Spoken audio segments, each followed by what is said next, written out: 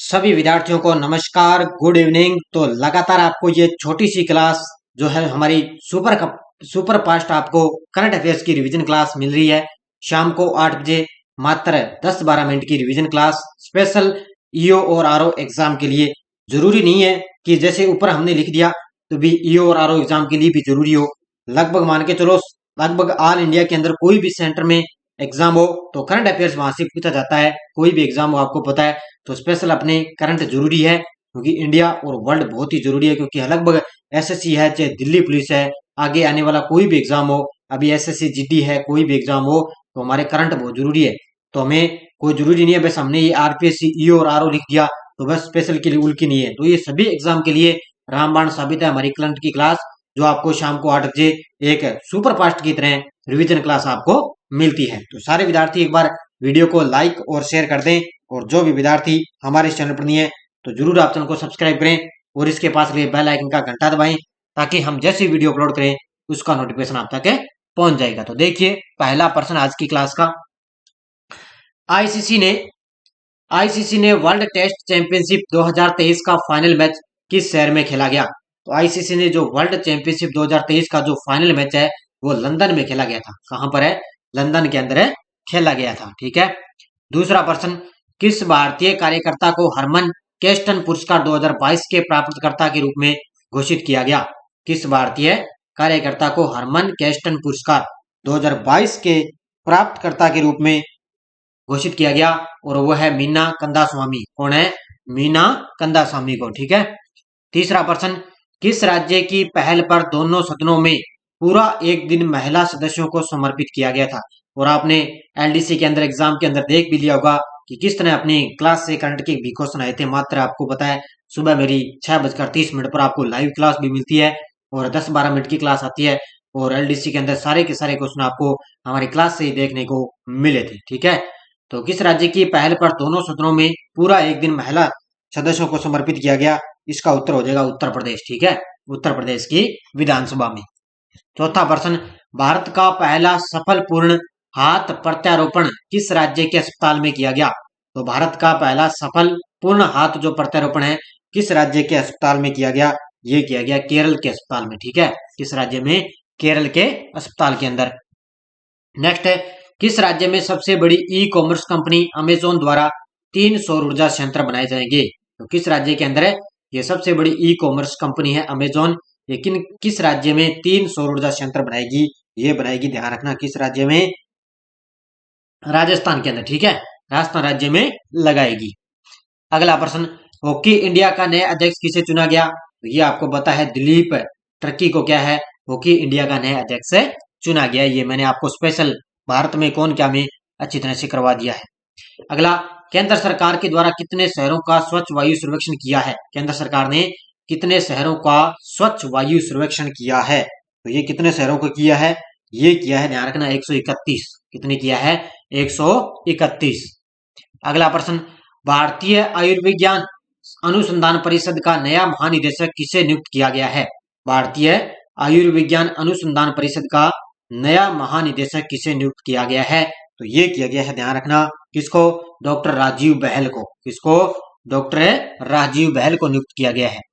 अगला प्रश्न, रेलवे के उपक्रम रेलटेल के चेयरमैन एवं प्रबंध निदेशक का पदभार किसने संभाला है? तो ये संभाला है, ध्यान रखना, संजय कुमार ने। ठीक है। किसने संभाला है? संजय कुमार ने।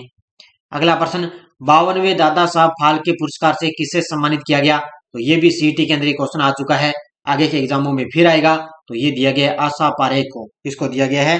आशा पारेख को 52वें दादा साहब फाल्के पुरस्कार से सम्मानित किया गया। नेक्स्ट है, राष्ट्रीय सेवा योजना पुरस्कार 2020-21 किसने प्रदान किए? राष्ट्रीय सेवा योजना पुरस्कार 2020-21 किसने प्रदान किए? तो हमारे देश की जो राष्ट्रपति है द्रौपदी मुर्मू के द्वारा ये सेवा जो पुरस्कार है वो प्रदान है किए गए हैं। अगला प्रश्न, किस भारतीय महिला खिलाड़ी ने अंतर्राष्ट्रीय क्रिकेट से संन्यास की घोषणा की है? किस भारतीय महिला खिलाड़ी ने अंतर्राष्ट्रीय क्रिकेट से संन्यास की घोषणा की? और वो है झूलन गोस्वामी। ठीक है। ठीक है। कौन है? झूलन गोस्वामी।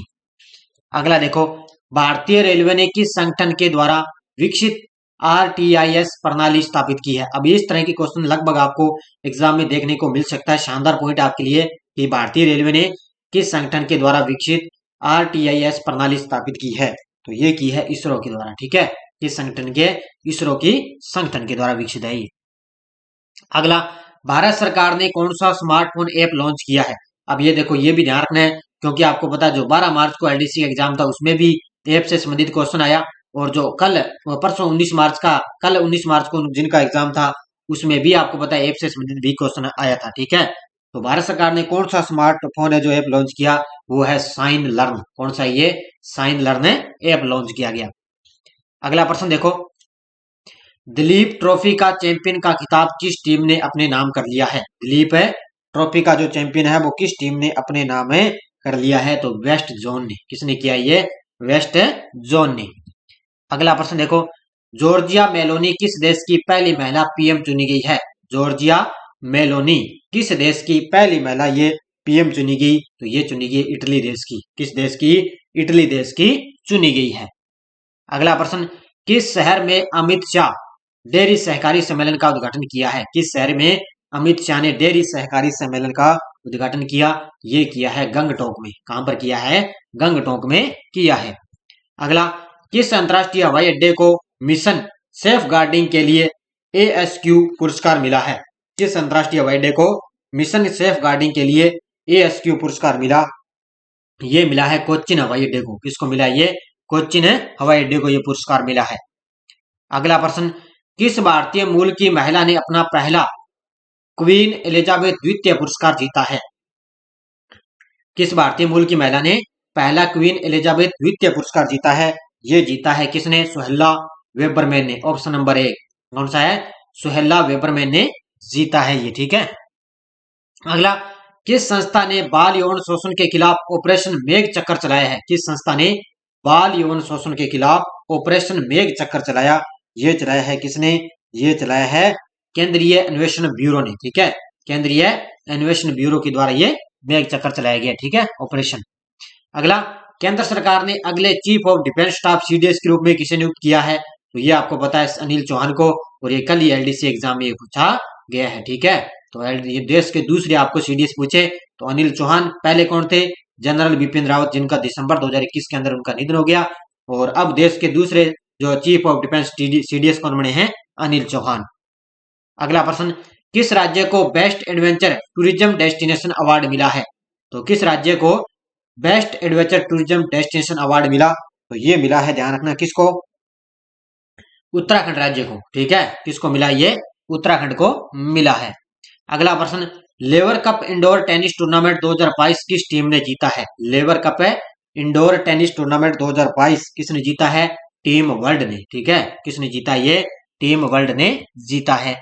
अगला, किस राज्य को आरोग्य मंथन कार्यक्रम में आयुष्मान उत्कृष्ट पुरस्कार 2022 से सम्मानित किया गया?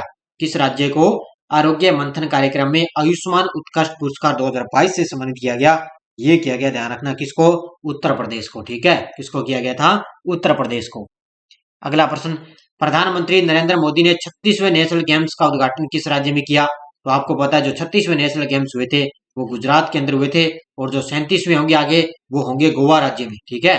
कहां पर होंगे? गोवा राज्य में इनका आयोजन है 37वें किए जाएंगे, और 36वें कहां पर हुए? गुजरात के अंदर।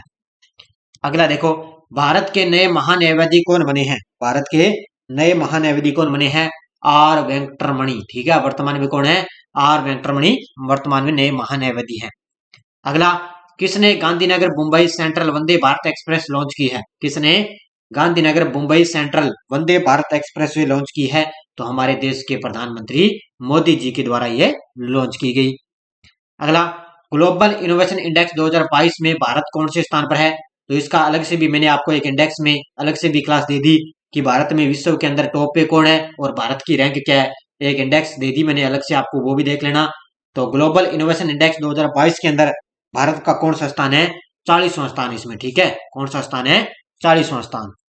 अगला, किस संस्था ने भारत में पहला सौर ऊर्जा संयंत्र लगाया है? किस संस्था ने भारत में अपना पहला सौर ऊर्जा संयंत्र लगाया है? तो ये लगाया है किसने? ये लगाया है हिताची एस्टेमो ने। ऑप्शन नंबर डी, ठीक है। हिताची एस्टेमो ने संस्था, ये एक प्रकार की, इसने भारत में अपना पहला सौर ऊर्जा संयंत्र लगाया है, ठीक है।